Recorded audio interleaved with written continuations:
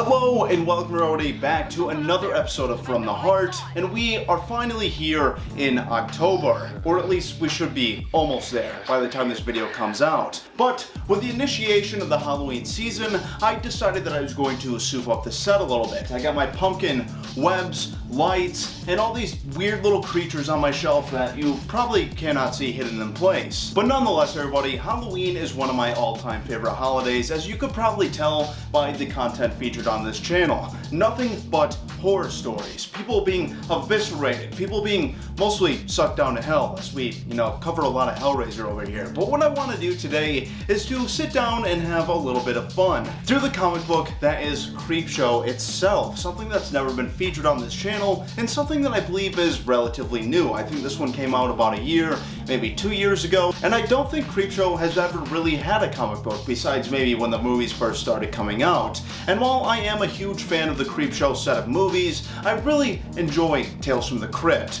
And while they're basically one and the same, these are things that I just really enjoy every single year. While they're very funny, very silly, and sometimes very grotesque, and while I cannot say that every single one of them, is good, there's usually one in the mix that I really end up enjoying. So today, we're gonna sit down, we're going to turn the lights down low, we're going to light our pumpkins once again, and we are going to see what exactly is going on within this comic book through two stories that I'd absolutely love to show you. One that would involve a group of trick-or-treaters that would, not take one, who would actually take an entire bowl and meet their gruesome end for their sins. And with our other story would feature vampires that would be coming after a group of children and terrorizing an entire town. And while this story would seem to kind of reflect a more Stand By Me type of story, we would see whether these kids actually have the gumption to actually take down such creatures. Whether water guns filled with holy water or necklaces made out of garlic is, really going to be enough when it comes to children versus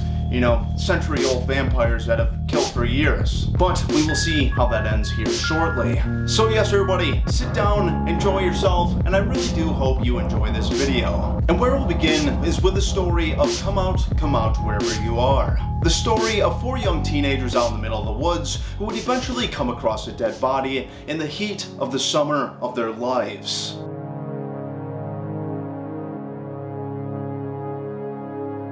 It was 25 years ago. We found that body while playing hide and seek in the woods. He looks like a used condom. Brian Metzberger, you're 12 years old. What the heck do you even know about condoms? These were my best friends at a time when all you had were best friends. And the weightless potential of a young youth's summer. Life was beautiful. Brian, the sheriff's son, with that stupid bandana like he was some sort of cowboy. And Steven, who swam like an angel, and who would probably go on to be an Olympian one day. And sweet Jared, too smart for his own good. And he was the first who enunciated the F word. Look at the incisions on their necks. I swear to you, it's vampires. Don't worry, Nancy. You're so skinny nobody will even want to eat you. Well, I'd rather be skinny than a moron. I mean, I can eat a sandwich, but you're dumb forever. And with their next few panels, the kids would begin to learn that these really are vampires, and that shortly after, the entire town would begin to be affected by missing persons. And when these missing people would return, it would almost seem that their entire body will be, drained of blood, being completely pale and white in the face, and a slew of murders that nobody around here have ever really quite seen. After all, this is a very small town, and something like this has never really occurred. And as we'll see in the next couple of panels, the children will begin to do their own type of investigation.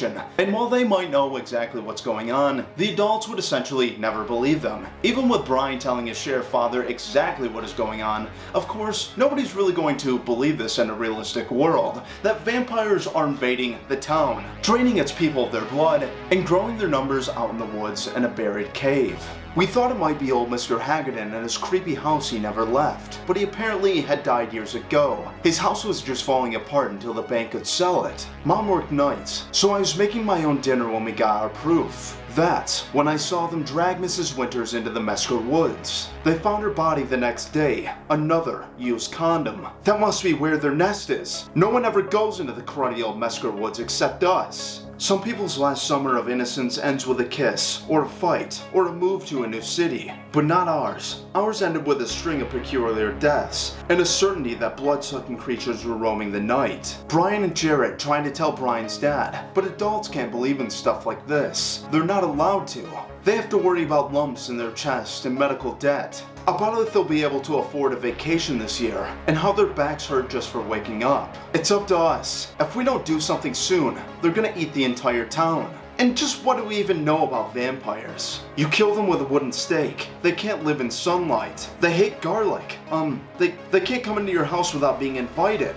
And why not? You're questioning that, but not the garlic thing? I don't know. I don't really like garlic either. And essentially with the next couple of panels, we would see these young teenagers kind of gearing into their own sort of summer montage, making the wooden stakes, stringing the garlic necklaces, and filling their water guns full of holy water. And while they might feel incredibly confident that they themselves can go into the Mesker Woods and take on the vampires that would be defiling their entire town, killing all these different people that they know, and leaving their bodies in the sort of a used condom-like state like we've heard before, we would shortly find out that vampires aren't, the Lost Boys. This isn't really something that you can just take on with only 4 people. That vampires have lived for years and years, centuries and decades. And I guess what I'm getting at with this is that vampires know what they're doing. You could almost say that they're master hunters. Because when it comes to vampires, after everything that we've seen through Bram Stoker's Dracula, all the way to the interview with the vampire, is that vampires are incredibly sadistic, stealthy, and murderous creatures that not only do it to satiate their thirst, but for the pure, unadulterated fun of it. And as we'll see in the coming pages, this maybe should have been an event that should have never fallen into the hands of these kids. We whittled the legs from Steven's dining room chairs for stakes. I stole holy water to put in our water guns. And Jared had his father's gun. He scratched little crosses onto the heads of each bullet. And with all of it, we bought all the garlic in Englehart's grocery store and went into the woods to do what the adults could not. What we had to do to protect our town and our families. But there were, I realize now, 2 critical errors made. Firstly, we severely misjudged when the sun would set on this quiet August night.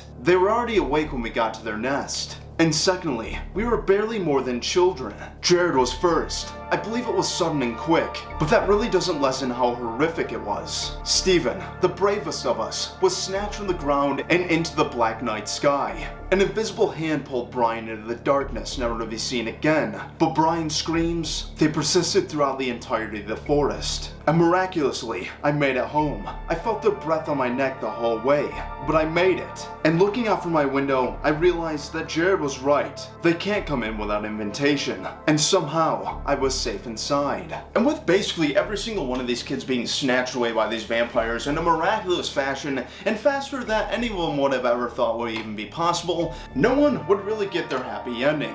And even though our main character managed to get away this night, we would see that even her would never truly get her happy ending. That essentially this event that has happened between her and her friends will leave her with a sense of PTSD that she has never felt before, leaving her very agoraphobic and afraid to even leave her house. And while everybody would question her about what exactly happened that night, and what exactly happened to all of her friends who would never be seen again, she would never dare to tell anybody about what they actually did that night. And for the rest of her life, this young woman would take this to her grave. But with the next set of panels, we would see this young lady all grown up, actually working from home, and looking very different from before. With crosses all over her walls and a stay-at-home job, this woman would do everything that is physically possible to not have to ever leave her house. And with the coming age of the internet, this would only be made that much easier. Being able to find friends online, inheriting her mother's house, and being able to have all of her groceries delivered to her, she would think that she would be safe. But as we'll see with the ending of the story, this would just not be the case.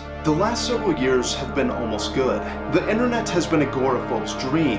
Better work from home opportunities, anything can be delivered to your home now. It's easy to find your peers, to find a community. I've even started to put on weight. I've listened to a police radio every single night, and there's been no more mysterious murders. I think there was too much attention. They shouldn't have killed the sheriff's son, and they're either dead by now or moved away long ago. No knocks at the door, no creeps in the night, and it's been 25 years. And I'm starting to believe that maybe I really did make it. Maybe I really did get away. until suddenly a note would be passed underneath my door. And after all these years, and feeling that I was safe for so long, everything would crash down around me. Nancy, we were just waiting until you were big enough to eat. And this would be the ending of our first story. And the only thing that I think could possibly make it better is with the Creepshow-like ghoul coming out and, laughing in our faces and giving us some kind of funny pun. And while I would love to sit and try to do his voice, I just don't really feel like I could necessarily pull that off. But as we've seen from almost every single Creepshow movie, nothing really ever ends well for our main characters. And this is something that would be so heavily prevalent in our next story to come, about the young trick-or-treaters who would go out and do their own dastardly deeds when nobody is even looking. And while one of them might feel the guilt and the weight that is to take more than one candy bar, he would still nonetheless be peer-pressured by his friends and commit the sin that would damn them all to hell. And what this story would be called is Take 1. Full-size candy bars? Take 1? Yeah, right. Yeah, more like leave 1. Oh, jeez, I don't know, guys. Mr. Xander's crazy. 10 years ago, Neil Donnelly's older brother crashed his bike on Xander's yard, and Mr. Xander shot him for trespassing. What if Mr. Xander's, watching, and the lights are all off, so we can see out, but we can't even see in? And immediately in Creepshow fashion, it would go from 0 to 100 so incredibly fast. After all, a kid crashing his bike onto somebody's yard and immediately being shot for, this simple accident would be something that I would find so entirely ridiculous and a little bit hilarious, because Creepshow always goes above and beyond. And if it's something that you've never seen, it's something that I highly recommend you go watch during this Halloween season. But as this young boy tries to kind of persuade his friends to, just take 1, to not break the rules of this crazy man who would come across as the old man from Monster House, only a lot more murderous it would seem, this would not do him any good. For his friends would only go on to bully this young boy in a very 80s-like fashion. Neil's brother died from falling out of a tree on Mr. Peddler's yard, and Mr. Xander died while you were at robot camp, shot in the head by his daughter. They buried that bald fuck in his bathrobe. There's no one home. Then who put the bowl out? Who gives a shit? If you don't take at least 2 candy bars, I'm gonna tell everybody at school that you still wet the bed. Oh right, I'm just fooling around. It's Halloween, you're supposed to pretend you're scared. Look at the sweat on his brow, the shaking hands. And if he's just pretending, give him the Oscar. Better yet, put him out of his misery and give him a wise scar. There, happy? Oh, I'm happy now. More for me, sucker. Ha, so much as leave 1. Let's get out of here. Rest in pieces of shit, Mr. Xander, you rich fuck. And as these 3 benevolent children would go off into the night, searching for their next target and searching for their next raid of their sweet treats, we would see this young boy looking off into the distance and feeling a prying set of eyes on him, and beginning to feel the clutches of fear in his gut. And I do gotta say that his 2 older friends are 2, most unsavory characters, and people that remind me of one of the schools that I went to as a young boy and just kind of hanging around, the very cringeworthy type of friends. People that would, cuss for cussing's sake. And just being mean just to be mean. And while I would say that these 2 other boys would get what's coming to them, I gotta say that I do feel bad for this young mummy before us. For what would come next is something so truly and unholy grotesque, and something so over the top that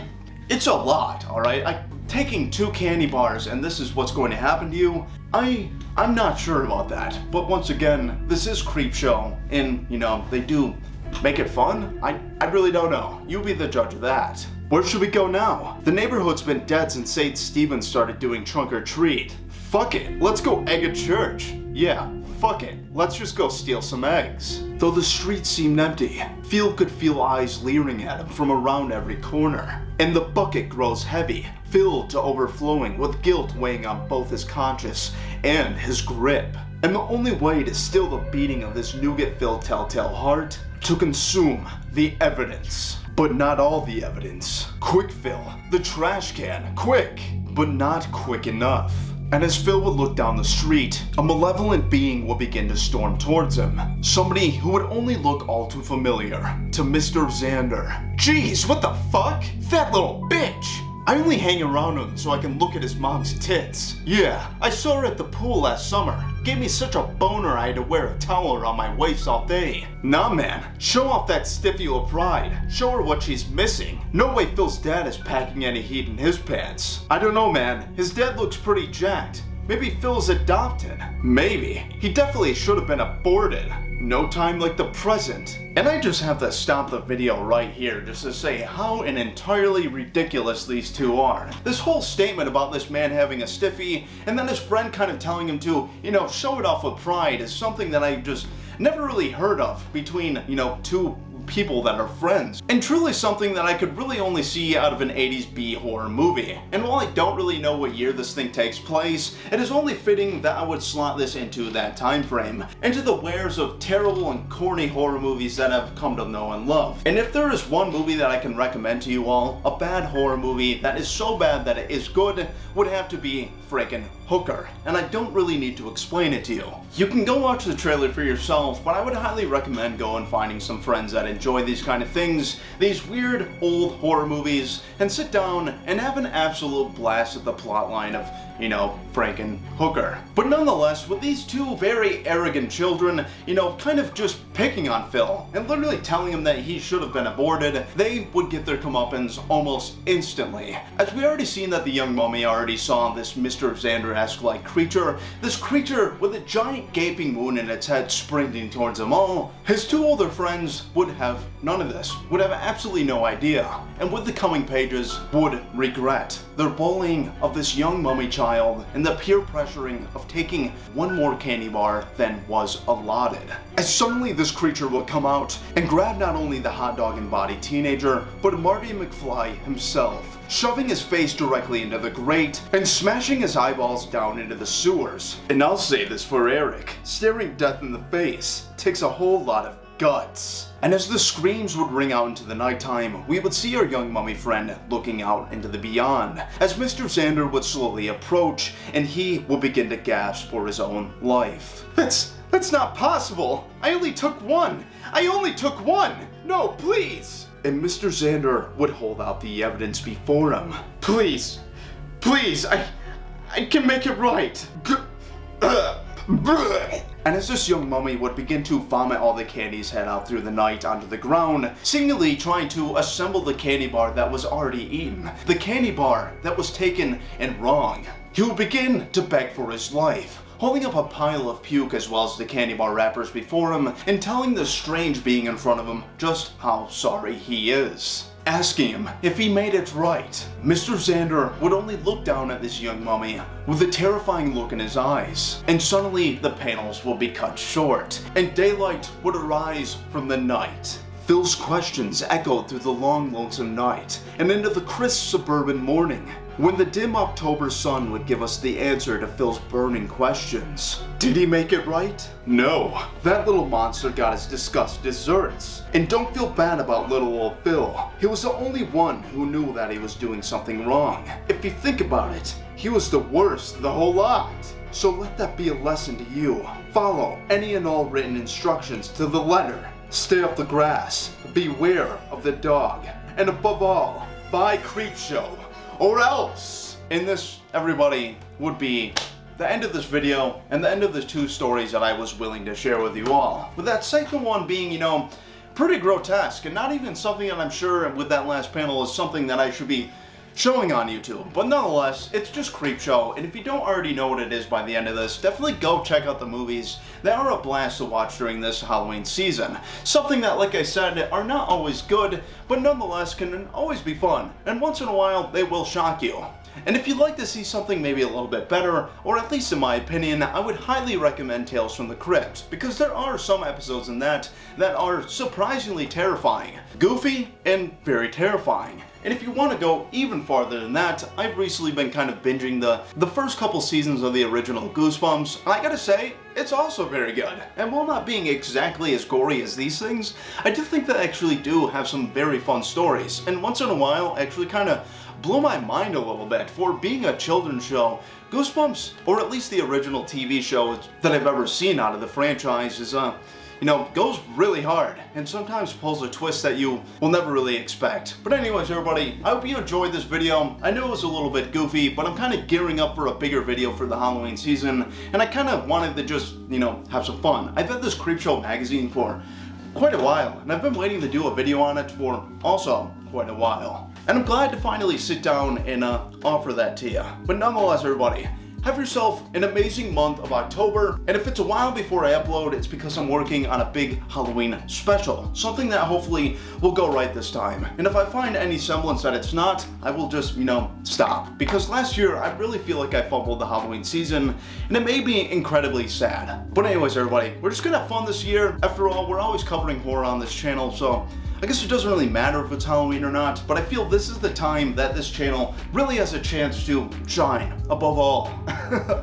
Well, yes, I hope you enjoyed the video. Let me know what you're doing for the season in October. Are you going to any haunted houses? Are you watching horror movies with a family, friends, significant others? Anything. Just talk to me down below and I'll be sure to comment back. Have yourself an absolutely fantastic night, everybody, and thank you so much for watching my videos. And I will see you on the next episode of From the Heart.